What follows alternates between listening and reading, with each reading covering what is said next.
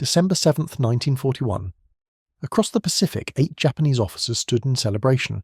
Their mission, the attack on Pearl Harbor, had struck with devastating success. But their cheers would fade within minutes.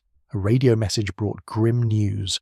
Japan's declaration of war, meant to reach Washington before the attack, had been delayed, lost in translation at the Japanese embassy. When it finally arrived, the bombs had already fallen. Admiral Isoroku Yamamoto, the architect of the attack, was shaken. He had warned his government that striking without warning would awaken a giant, and it did. The very next day, President Franklin D. Roosevelt declared war on Japan. The Pacific War had begun.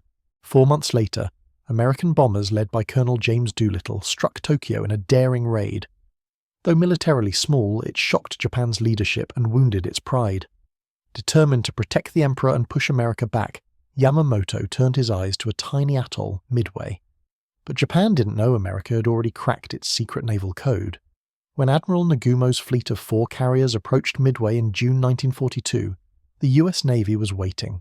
As Nagumo hesitated between launching another attack or defending against an unseen American carrier, minutes slipped away. And in war, minutes decide everything. By the time he acted, American dive bombers were already overhead.